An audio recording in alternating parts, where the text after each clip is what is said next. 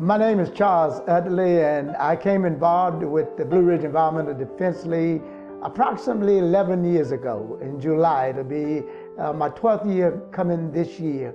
And how I got involved was with the Payne College, as I was working at Payne College over 22 years ago, and Lou and Janet came to me about doing a mock trial for Savannah River site.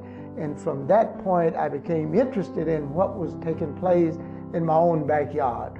And that experience just grew and festered, and it came to the point where we were working with another relocation of contamination on a place called Hyde and Ogden Park Improvement Committee. Was that group, an organization that started in 1960 with my mother, and I kind of picked up the torch from there, and Lou and Janet and the Blue Ridge Environmental Defense League came on board with me with that project. And it took a long time because it was a project that dealt with contamination from a wood treatment plant. And from that, we looked at a disproportionate amount of contaminations on an environmental justice. So we filed for an environmental justice grant under the Brownsfield. And from that point, we were able to secure a Brownsfield grant to remove the junkyard from that community in the neighborhood of $12 million. It was a 10-story high junkyard. And as we speak today, through the efforts of Blue Ridge Environmental Defense League and the Hyde and Ogden Park Improvement Committee, we were able now and in the phase of relocating the community from the Hyde Park area, and that's on the way as we speak today. And during that same course, we also have been working in the Shell Bluff community. And in that community is where Plant Vogel has filed to operate 2 new facilities. They're operating 3 and 4 reactors. There's already 1 and 2. And this is another place where it's been disproportionate with the contamination on this community because it's a double, we might say double whammy, because it's coming from Savannah River site, which is across the river, and Plant Vogel, which is on this side of the river. These 2 facilities have impacted this one community known as the Shell Bluff community, better directed as Waynesboro, Georgia. So we are presently asking that the community be put on notice that we are intending on to stop this advancement of nuclear power coming from Plant Vogel through Southern Company.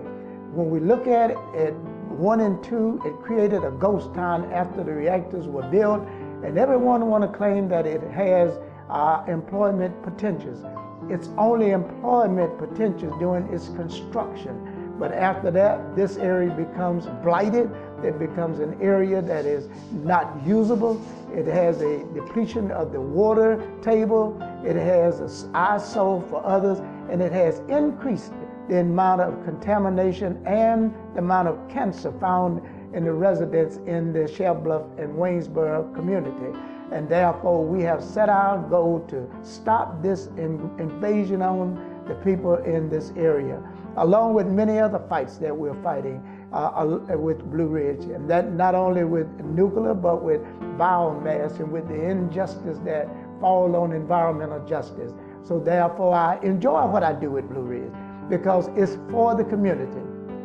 And with Blue Ridge, I found out, and the reason I really like working with this group is that they are both equitable and equal, that they look at the individual. They look at the project. They look at what needs to be done. There is no color of where we go. It's a matter of right and wrong.